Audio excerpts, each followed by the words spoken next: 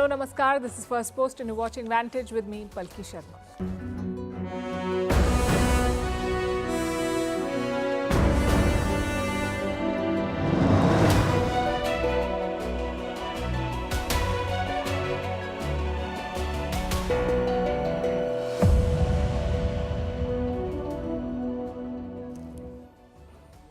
Ukraine continues to fire missiles into Russia. First the American ATACMS, then the British Storm Shadow. In response, Moscow is said to have launched an ICBM. Long story short, this war is escalating. The question is why now? And what is each side aiming for? We'll discuss that tonight. Also under fire is India's Adani Group. American prosecutors have filed a case against them for bribery and fraud. We'll bring you the details. China is bracing for Trump tariffs and basically trying to be friends with everyone else to cushion the blow. Bitcoin is flying higher than Elon Musk's rockets. Should you invest now? Why is the US government trying to break up Google? They've asked the company to sell Chrome. Why is China holding anti-terror drills with Pakistan? No, this is not a trick question. What's with the Zomato job offer that does not promise a salary and does not require a resume? How the cutting of two cables in the Baltic Sea has spooked Europe, why a banana taped to a wall has sold for more than $6 million, and why manifest is the word of the year. All this and more coming up. The headlines first. The International Criminal Court issues an arrest warrant for the Israeli Prime Minister, charges Benjamin Netanyahu with war crimes and crimes against humanity. A furious Netanyahu calls the decision anti-Semitic. ICC also issued warrants for former Israeli Defense Minister Yoav Gallant and slain Hamas leader Mohammed Deif. More violence in Pakistan's Khyber Pakhtunkhwa province. Gunmen opened fire on passenger vehicles. More than 35 people killed and many others injured in the two attacks. It is believed to be part of the sectarian conflict between the Shia and Sunni tribes, but no group has claimed responsibility for the attacks yet. Bangladesh's former Prime Minister Khalida Zia makes a rare public appearance. It's her first one in 6 years. Zia attended a reception to mark the country's Armed Forces Day. In 2018, she was jailed for corruption. Zia was released in August this year after Sheikh Hasina's ouster. Mali's junta chief fires the country's civilian prime minister, replaces him with a military officer. The civilian premier was sacked after he criticized the junta. Mali has been led by the military since back-to-back coups in 2020 and 2021. The junta has promised to hold elections, but it keeps delaying it.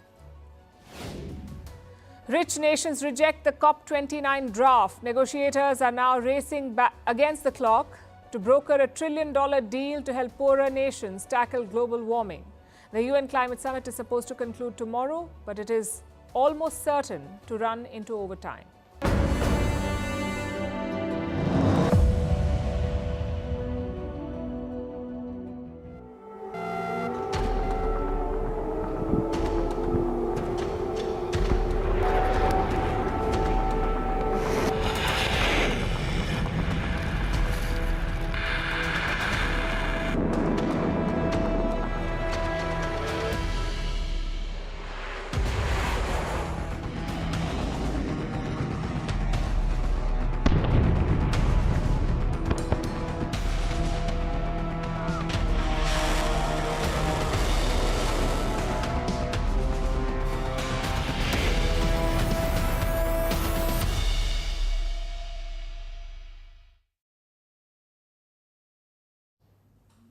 New weapons, new goals, and more escalation. That's the news from Ukraine. We saw them fire American ATACMS earlier this week. Yesterday, they fired a British missile. It's called Storm Shadow. These are long-range cruise missiles. They're fired with bomber jets. They're fired from bomber jets, rather. Now, Kyiv has not officially confirmed this attack, but reports say they fired 12 missiles, all of them at Russia's Kursk region. A video has emerged from this part of Russia. It shows multiple missiles slamming into the ground. However, it's not clear which missiles. They could be British-made Storm Shadow or American ATACMS. Take a look.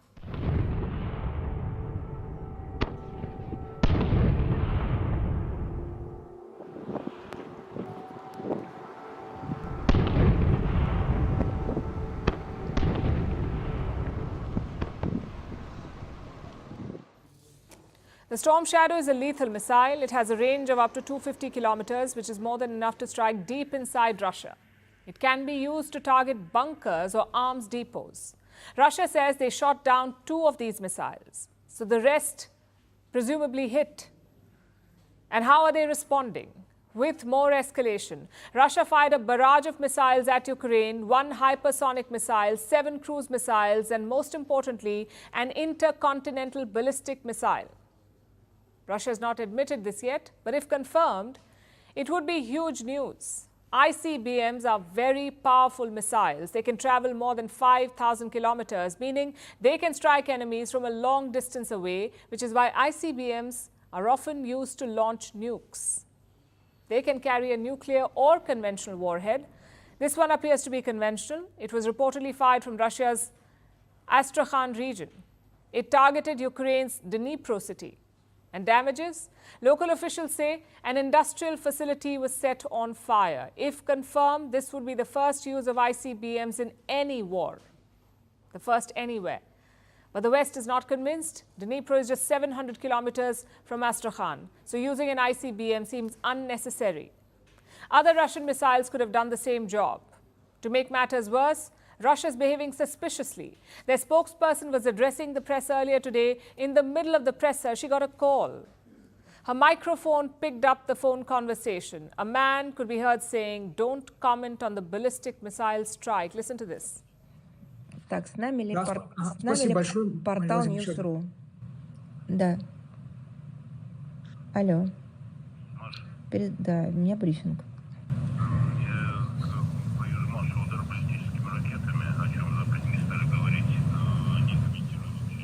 Да, хорошо, спасибо. С нами ли News.ru? Either way, one thing is clear. Neither side is holding back. They want to make gains before the winter sets in, both literally and figuratively. The seasonal winter and the winter of arms freeze by Donald Trump. Ukraine says it will punch with all its means. There is some media reports out saying that Storm Shadow missiles have been fired into Russian territory. So as I say, we are very good planners. We plan and will be defending and giving punches back. Okay. With all the means available. Like I said, it's escalation season, and the reason is Donald Trump. He has hinted at stopping military aid to Ukraine. Chances are he will push Kyiv towards talks, maybe a negotiated settlement. Both Russia and Ukraine are preparing for this scenario. Russia wants to gain as much territory as possible, so if the front line is frozen, they have more land to bargain with. Same with Ukraine. They're desperate to hold on to territory in Kursk and to delay Russian advances in the east. Supporting them is US President Joe Biden. Look at this. Look at his moves this week. First, he lifted the ban on firing US missiles at Russia. Second, he decided to give landmines to Ukraine. Again, it was a previous red line. And third, a military package worth $275 million. We're talking rocket systems and tank munitions. And fourth, waiving Ukraine's loans. Kyiv owes billions of dollars to the US. Out of this, Biden wants to forgive loans worth $4.7 billion. So clearly, this is a coordinated strategy. It's not like Zelensky is suddenly going ballistic. He has been unleashed by Joe Biden. The question is, will it change the military equation? That depends on 2 factors. 1, how Kyiv uses the long-range missiles, and 2, how far Biden and the West are willing to go. Let's look at the missiles first. Around 225 Russian bases are within their range, 225 bases, so Moscow will have to devote resources to defending them. Maybe that will divert some of their focus from the front line. At least that's what Ukraine is hoping for. But these missiles cost $1 million each. Plus, Kyiv does not have a lot of them. So it's a question of using them wisely and strategically. Experts say it is a significant boost for Kyiv, but perhaps not a game changer. Which brings us to the second factor. How far will the West go? The US and the UK have not publicly admitted to allowing Ukraine to use the Storm Shadow or ATACMS. Yes, it's public knowledge, but neither side has openly acknowledged it. And there's a reason why. These are Western missiles thudding into Russian soil. In the future, they could kill Russian soldiers, so Moscow could easily retaliate. Not just against Ukraine, but also against Western assets. And we saw that yesterday. Most Western countries shut their embassies in Kyiv. They were bracing for a Russian strike. Zelensky has dismissed these fears, though. He says the frenzy helps Russia. The information frenzy that took place today, with some panic messages passed around, all this benefits only Russia. Please take care of yourselves, support our army, and be especially careful that no one manipulates your emotions for their own advantage. That's Russia for you. They're masters of shadow warfare, whether it's sabotage or propaganda or covert ops. Ukraine is hoping that its allies will hold their nerve, outlast Russia's scare tactics. But more than 1,000 days into the war, Western resolve is not what it used to be.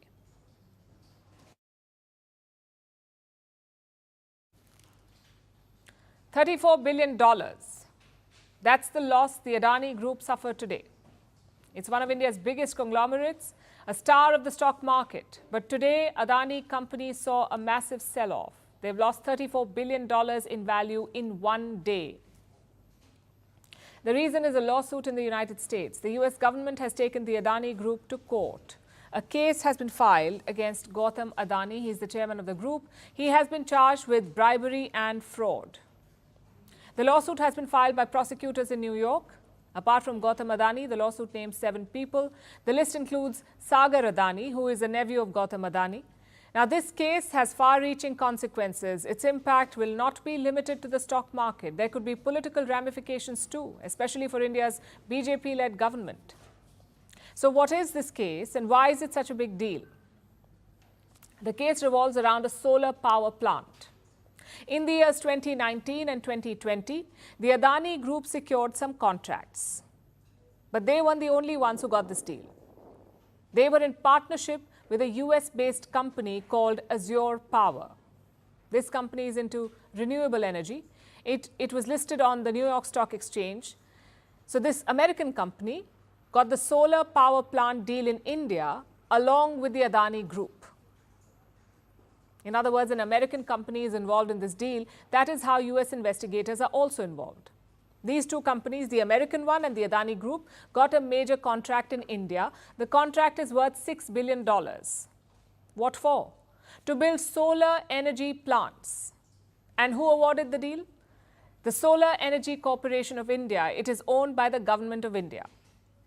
Adani announced the deal in 2020, calling this pact, and I'm quoting, one of its kind. It held a lot of promise. The Adani said that this project will create 400,000 jobs, 400,000 direct and indirect jobs, and it will displace 900 million tons of carbon dioxide. So it was projected as a win-win. Now, how did the Adanis get this deal? American prosecutors say they bribed Indian officials. They paid bribes to the tune of $250 million, and that is why the bribery charge. They've also been accused of fraud. US prosecutors say the Adani Group committed fraud. How? Well, they raised some debt worth over $3 billion. This was in the form of loans and bonds. And who was defrauded? The investors and lenders. How? Because the Adanis hid the fact that they had given bribes to get this contract. So bribery and fraud are the charges. They're yet to be proven in court. The Adani Group has rejected all of them, calling them baseless. Their statement said, and I'm quoting again, all possible legal recourse will be sought. But in the meantime, this case is hurting their business. Today, a major initiative was called off. The Adanis cancelled a bond offering. They wanted to raise $600 million. But after news of this case came out, they cancelled it. Perhaps it's discouraged them from dealing in the American currency. Then they suffered a setback in Kenya too. The Kenyan government has cancelled an airport and power deals with Adani. And back in India, the case has become a political issue. The opposition is using it to attack the government. India's opposition leader Rahul Gandhi held a press conference today. He accused the Adani Group of corruption. It's now pretty clear and established in America that Mr. Adani has broken both American law and Indian law. He's been indicted in the United States, and I'm wondering why Mr. Adani is still running around a free man in this country. The past year has been challenging for Adani. The group has been facing relentless scrutiny. First, from Hindenburg Research, the short seller, then from Indian courts, then from India's market regulator SEBI, the Securities and Exchange Board of India, SEBI, and now American investigators. And through all of this, Adani stocks have fluctuated wildly. Last year, they lost over $100 billion in market cap, but they managed to recover it. Now the probe in the US will test them again.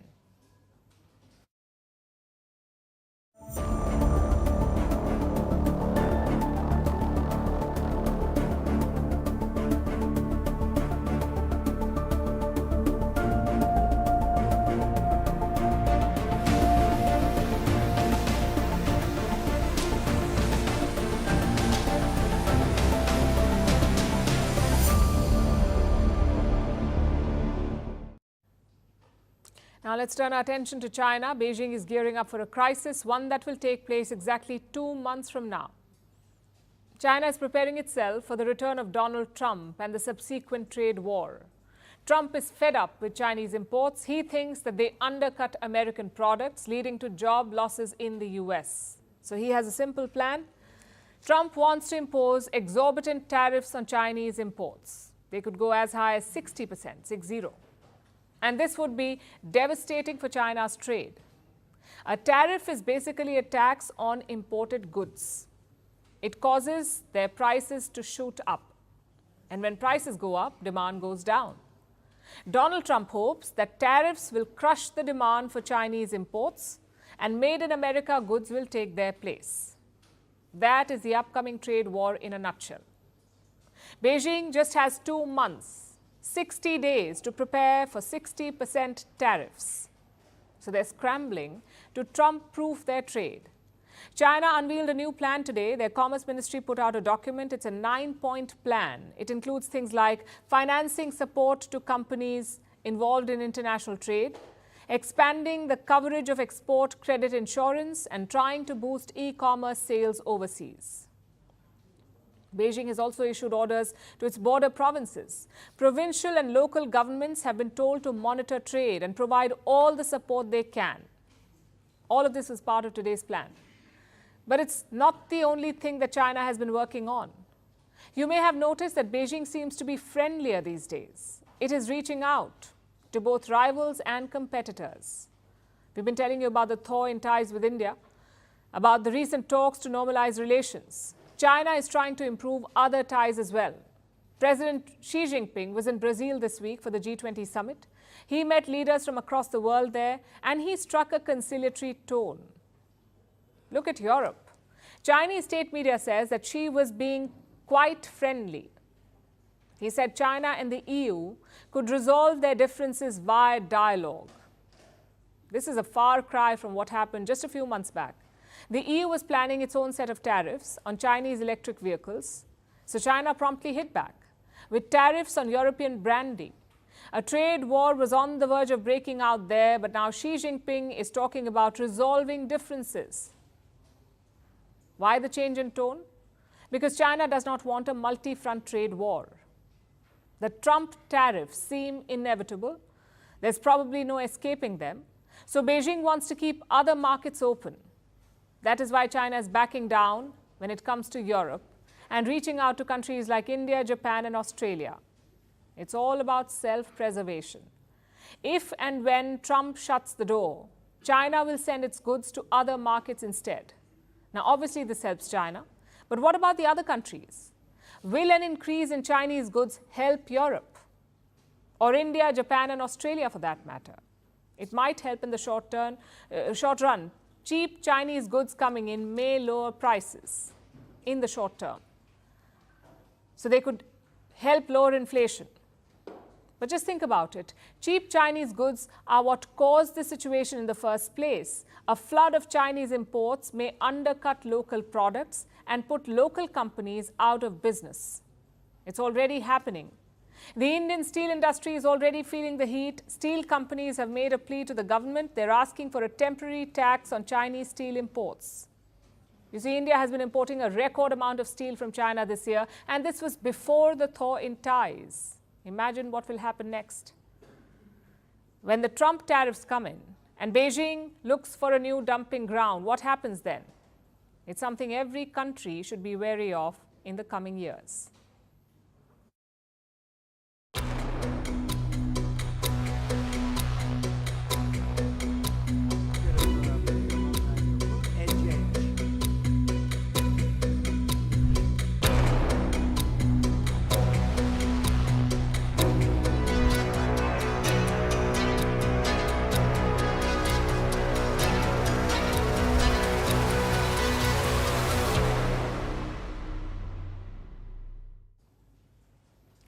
Bitcoin is inching towards a major milestone, one that was considered impossible 2 years back. It's worth almost $98,000 now. $98,000. The race is on for 100,000. Imagine that. One Bitcoin could soon be worth 100,000 US dollars, which is more than 82 lakh Indian rupees. One Bitcoin. What explains this sudden bull run? Simply put, it's Donald Trump. Since his election victory, Bitcoin has been on a roll. Just look at the trajectory. It was at $68,000 on election night. It rose to almost $75,000 when Trump won. And now it's inching towards 100,000. All because of sentiment. Trump has not taken charge yet, but indications are that he will be a crypto-friendly president, that he will reduce regulations on crypto. We saw that first on the campaign trail. He promised to turn the US into the world's crypto capital. His cabinet picks also indicate that. Donald Trump has selected Howard Lutnick to be his Commerce Secretary. He's a big crypto fan. Listen to what he said about Bitcoin. I have hundreds of millions of dollars in exposure to Bitcoin. Every time Bitcoin dips, I'm going to be the buyer. Well, that's not all. Reports say that Trump is mulling a crypto czar, an official tasked with boosting the crypto industry. He's also thinking about a Bitcoin reserve. Now, this is a radical idea, a new idea. We know that countries have strategic gold reserves. Countries also have strategic oil reserves. These are held by governments or central banks. The purpose? To hedge against volatility, basically to overcome tough financial times.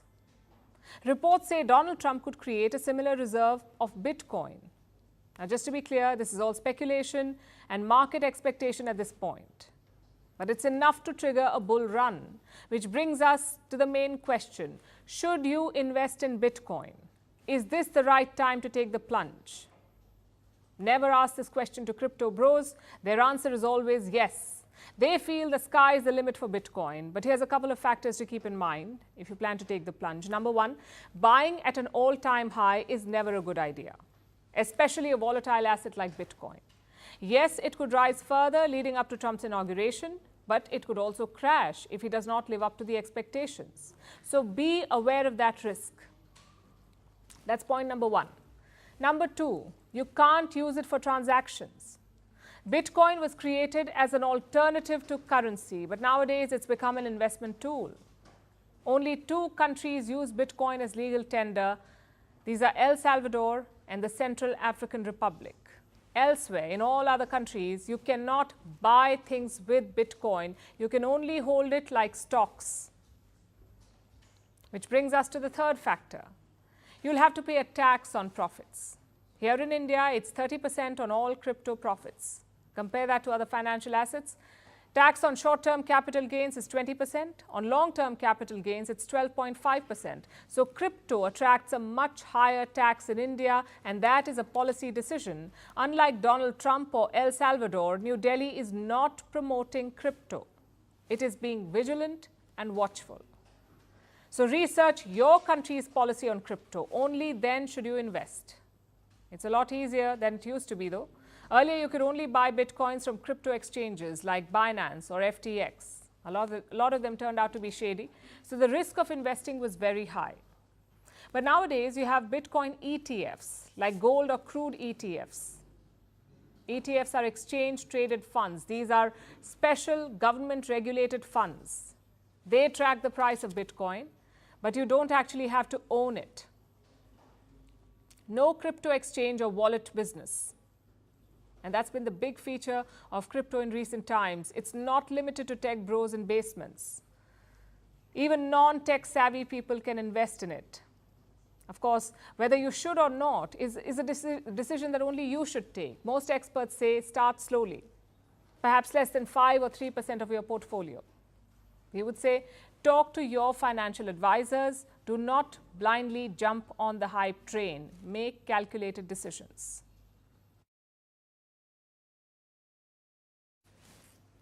Now let's talk about Google. The US Justice Department wants to break it up. It began with an anti-competition lawsuit. In August, a judge ruled that Google was crushing competition.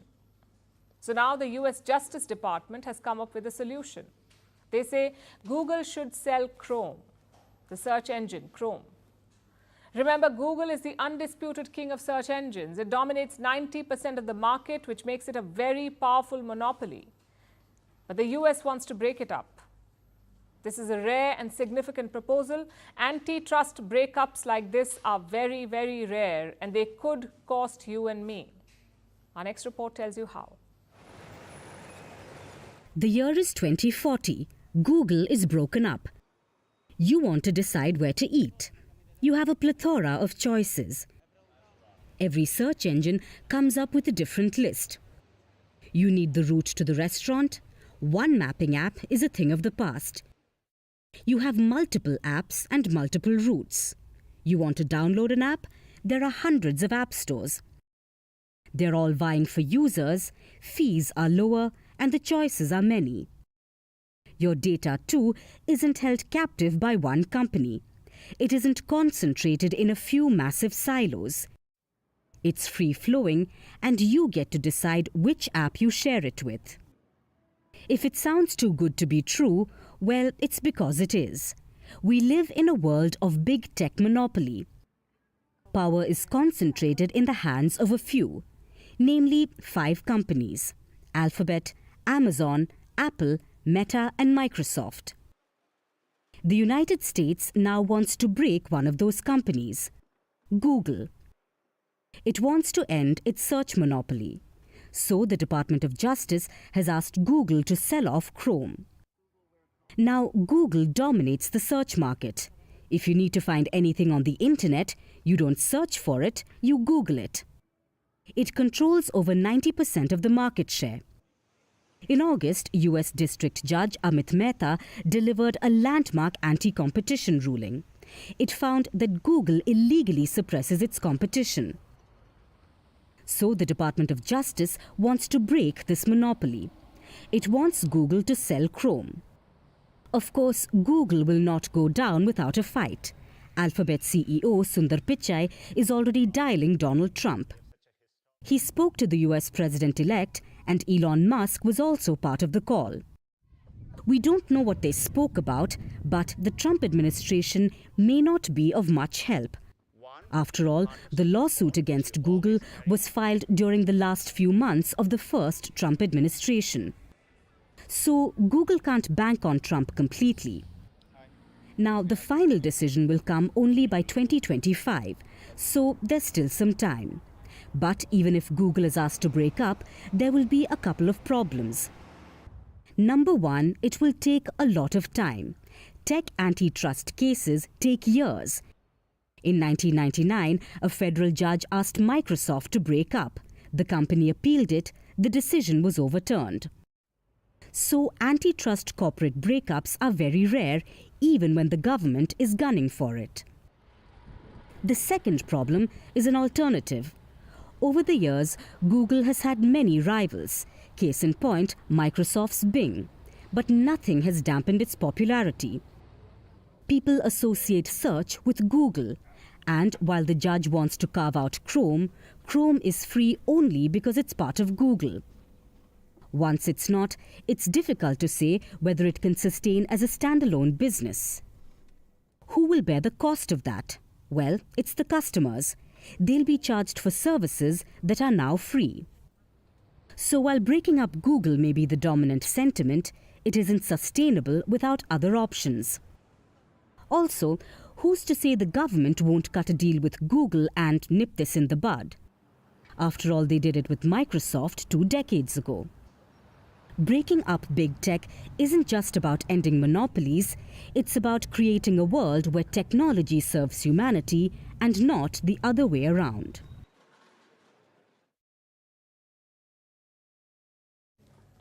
In Pakistan, they're conducting anti-terror drills with China. They're first since 2019. The drills will continue for a month. They will include cleanup operations too. The question is, why now? Because the situation in Pakistan is dire. Chinese interests and Chinese assets are perpetually under attack, and there are a lot of them. China has invested more than $65 billion in Pakistan. It is building the CPEC, the China-Pakistan Economic Corridor. Thousands of Chinese workers work in Pakistan. They're repeatedly coming under attack. In the last 1 year, many of them have been killed in terror strikes. Beijing asked Islamabad to crack down, but it did not help. So now China is taking control of its own security. Our next report brings you the details.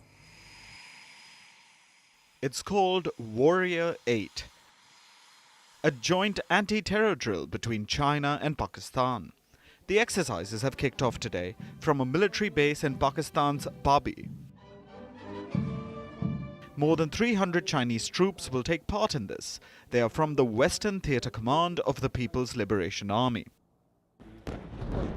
The drills will focus on a lot of things like counter-terrorism strike operations, cleanup operations, all to enhance security cooperation. The two sides will conduct live drills and engage in multi-level training across various specialties. China and Pakistan last conducted joint counter-terrorism military drills in 2019, so this is a first in 5 years. So why the drills now? It's because of constant attacks on Chinese interests in the country, like the CPEC, the China-Pakistan Economic Corridor. It's a part of China's multi-billion-dollar Belt and Road Initiative. So, thousands of Chinese workers are in Pakistan.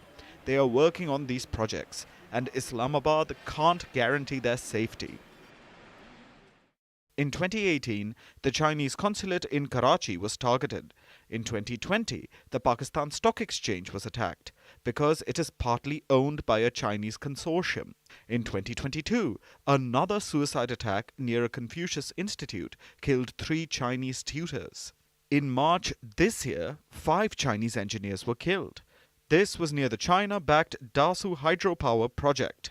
In October, 2 Chinese workers were killed in a blast near Karachi's international airport.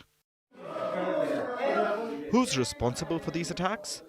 There's the Baloch Liberation Army. It's a separatist group banned in Pakistan. The BLA seeks independence for Balochistan. It believes that Beijing is helping Islamabad exploit Balochistan. It also opposes China-led projects in the region. Then there's also the TTP, the Tehreek-e-Taliban Pakistan. In 2022, the TTP ended its ceasefire with Islamabad, and that has resulted in a rapid escalation of terror. For nearly 2 years, the TTP has conducted multiple attacks, killing several people and injuring hundreds. In the first 8 months of 2024, nearly 800 people were killed in terror attacks. Over 700 have been injured. So, Pakistan has a terror problem, and it has tried to counter it. In the month of June, Islamabad launched a nationwide anti-terror campaign, but that did not work. The terror attacks continued. And now, Beijing is worried. The value of CPEC projects is around $65 billion. It's China's most ambitious BRI project. Also, Pakistan owes Beijing around $27 billion. That's more than any other country in the world. So China has a lot of money tied up in the country. It has long asked Pakistan to control the attacks, but Islamabad has repeatedly failed to do so. In fact, last year, it even shut down Chinese businesses in the name of keeping them safe. So this time, Beijing has decided to take things into its own hands, conducting anti-terror drills to keep its assets and people safe. Will it work out? We'll find out soon enough.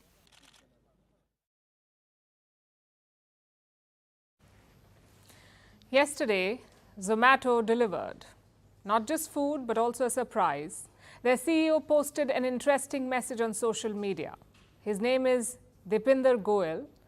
While he posted, what he posted was a job listing. Zomato was looking for a chief of staff. But why on X? Why not on LinkedIn? Well, let's show you the description. Goyal said the job will not pay a salary in the first year. In fact, you, the applicant, must pay them 20 lakh rupees or $24,000 to get the job. That's what you had to pay. If they like you, you can stay on at Zomato. And from the second year, you will get a salary, apparently more than 50 lakh rupees. That was the offer. Goyal asked interested parties to send a letter to him. No resumes, though. He only wanted a 200-word essay. Do you know how many people applied? Zomato says more than 18,000 people. You can imagine what happened next. Big debates, a lot of trolling, and a lot of questions. Deepinder Goyal answered some of them today. He posted an update on the job. Apparently, the 20 lakh payment was a gimmick. He was never serious about it. The idea was to filter out genuine applicants from entitled ones. How? Well, listen to what he said.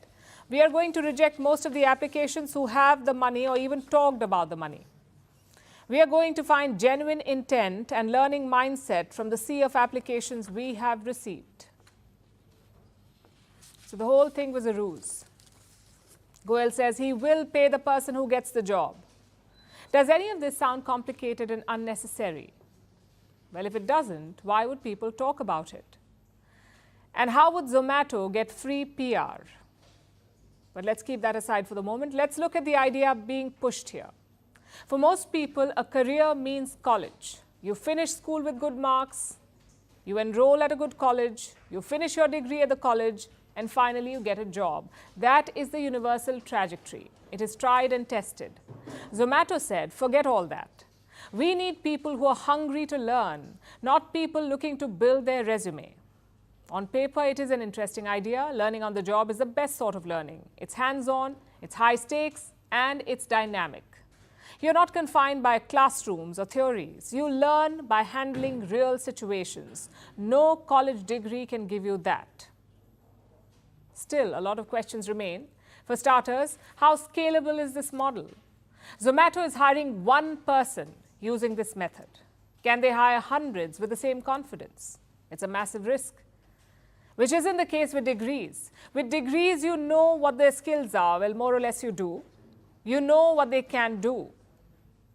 So it's easier to filter out applicants. Same for the other side. Maybe students do prefer such alternative learning methods. But will companies value it? Will they take a gamble and hire them?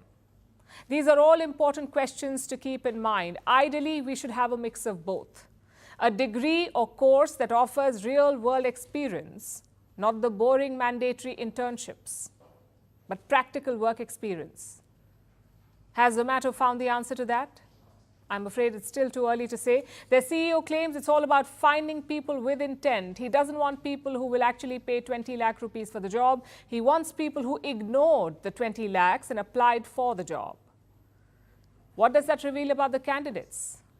Their desperation, their keenness to learn, or their appetite to troll? I guess full marks for triggering a conversation, but as a hiring strategy, the jury is still out.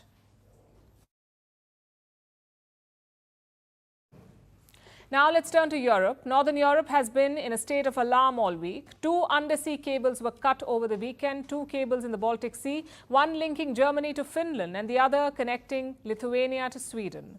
All 4 nations are NATO members, all of them support Ukraine, so all of them were quick to point the finger at Russia. The NATO members suspected sabotage. They accused Moscow of engaging in hybrid warfare, and they have begun their investigations. In fact, they've also identified a suspect, a ship that could have cut the cables. But there's a small hiccup. The ship is not Russian, it's Chinese. Our next report explains.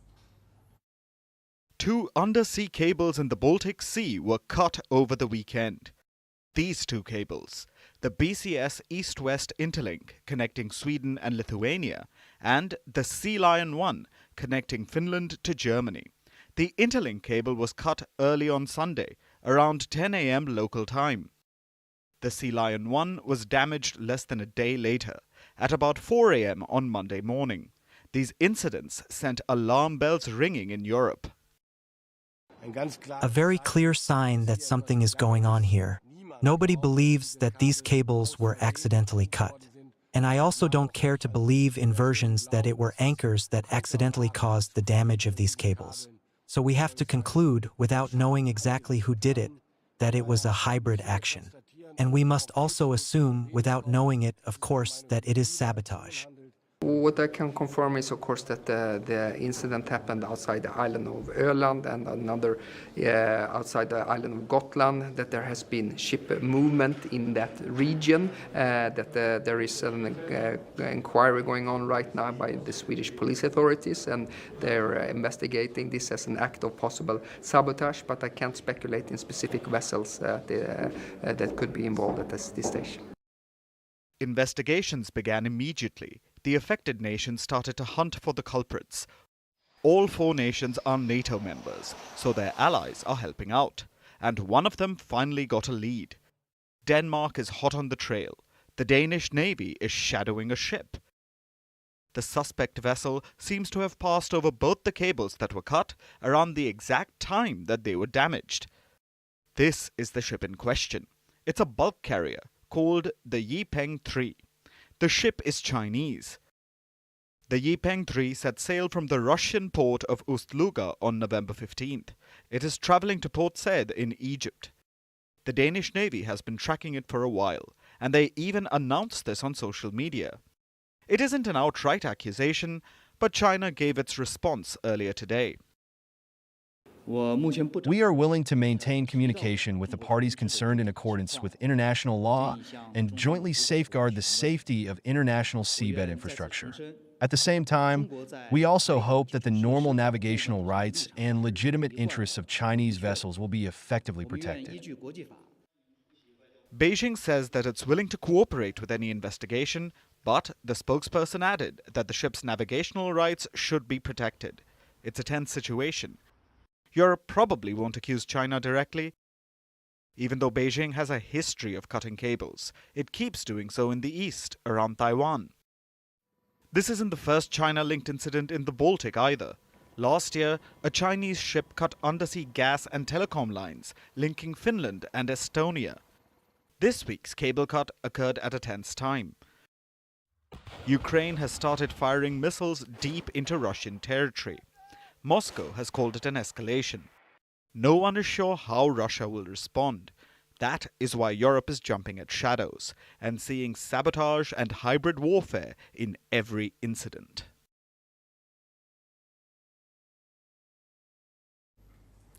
Walk into any supermarket and you can find a banana for less than $6. But a banana duct taped to a wall, that's sold for more than $6 million. The banana artwork was first sold in 2019 for $120,000. It created social media uproar and stirred an age-old debate. What is art? And what is the value of art? This time the banana has gone on sale again and it fetched $6 million. So the answer is more confusing than ever before.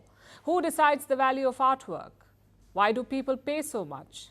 Why is art an investment, and how do people decide what to buy? Here's a report. Wednesday morning, a banana was bought from a fruit stand in New York's Manhattan. It cost 35 cents. In the evening, the same banana was sold for a whopping $6.2 million. It became what's arguably the most expensive fruit in the world. Why this turn of fortune? Because the banana transformed into a star. It became the duct-taped banana artwork that has stirred controversy for years. In 2019, noted prankster Maurizio Catalan duct-taped a banana onto a wall. It was sold for $120,000. At the time, the provocative artwork created chaos. A man saw the banana and gave a fitting response in the name of performance art. He ripped it off the wall and ate it, so the artwork was taken down. But yesterday it went on sale again at Sotheby's, the premier art auction house. So to us, this is a real galvanizing moment for the art market. It's something that really hasn't been seen before. There are very, very few artworks of this century that provoke the degree of media furore which this banana taped to a wall did. At the auction, the banana was estimated to be worth $1 million, but the final hammer price was $5.2 million. Add the auction house fees, and the total came up to $6.2 million. That's sextuple the estimate. And who was bananas enough to make the bid? Chinese-born crypto entrepreneur Justin Sun.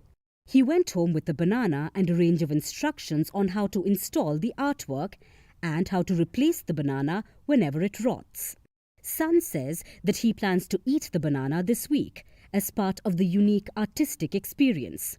Apparently, for the uber-wealthy, even eating a banana is an artistic experience. Sun could have bought the banana anywhere. But why did he spend more than $6 million? There are two reasons why.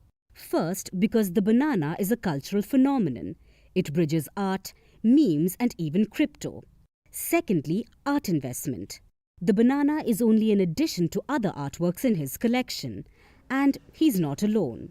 More and more people are beginning to see the value in art, the literal monetary value. Because when done right, art can be a very smart investment. Also, it holds its value over time. During the 2020 pandemic, when most markets fluctuated, the art market remained stable. Today, it's estimated to be worth $67 billion, and it's only expected to grow further. So, how do people invest in it? It can be done offline at auctions or galleries. People can buy art online as well. Online art sales are expected to hit $9.32 billion this year. Like with any investment, time is of the essence. People invest when the prices are low. When it comes to contemporary art, the earlier the artist is in their career, the cheaper their art will be. This can be a hit or a miss. So those who really have money to spend go for the big, sure-shot wins, the blue-chip artists. Monet, Picasso, Cézanne, and so on. The value of their work is always assured. That being said, betting on the right art is always a tricky gamble. Because who decides the value of art? A decade ago, no one could have imagined a banana being sold for $6 million. This may leave you in banana splits, but it should also tell you everything about investing in art.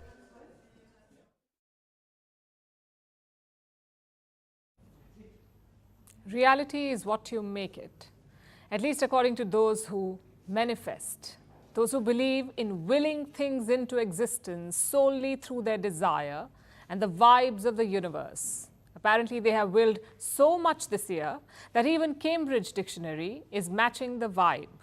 They have declared manifest as the word of the year. Yes, the same dictionary that laureled perseverance in 2021. How millennial of them.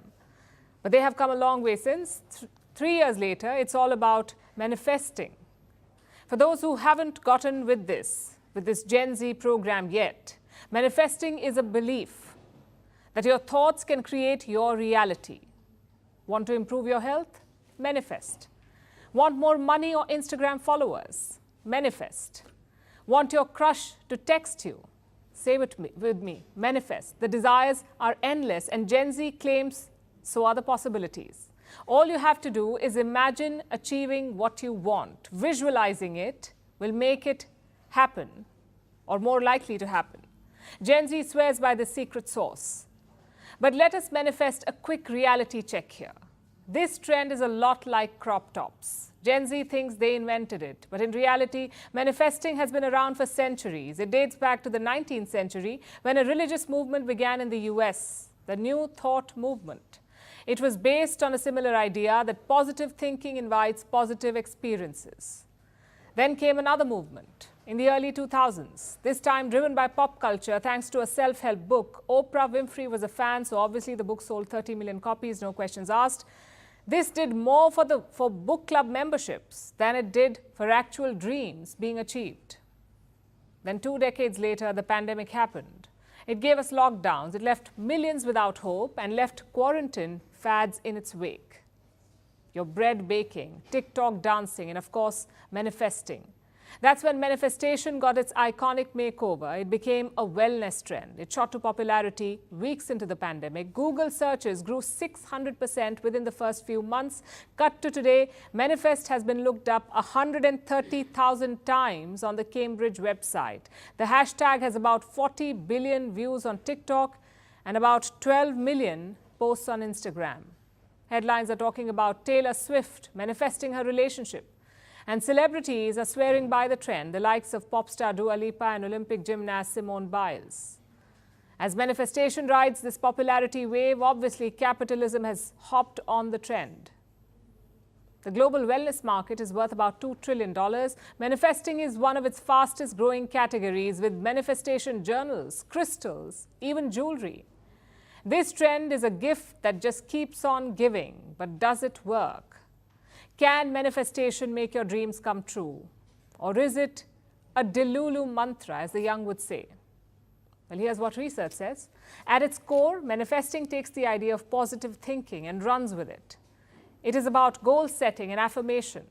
Research proves that these qualities are beneficial because it boils down to basic psychology. Your thoughts and emotions influence your experience. You can't achieve something that you don't even believe in. So far, science agrees with manifesting. Where it diverges is on the result or the guarantee of it. There is a difference between hoping for the best or dreaming of success and believing that you can move reality with your mind. This crosses the line of delusional to delusional, even harmful.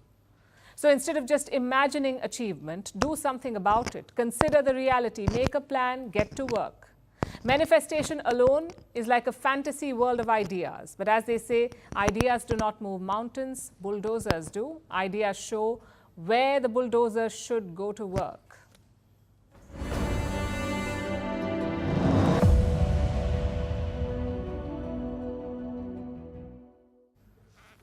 Jaguar, this is a luxury car maker that once brought you the roar of a V8 engine.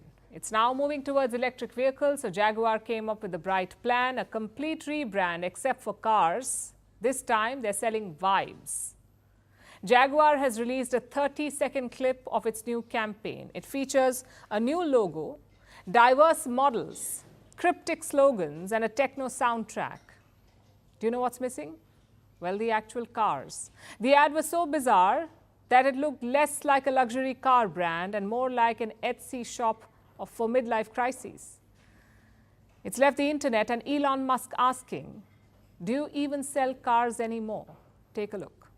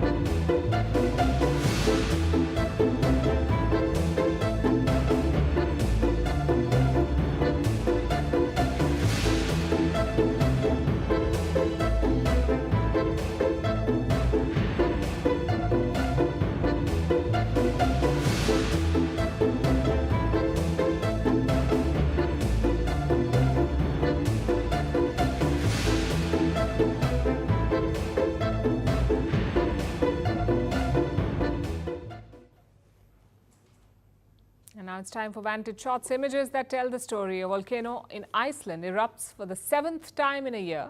A Chinese Navy fleet docks in Hong Kong for a 5-day visit, and One Direction stars come together for former band member Liam Payne's funeral.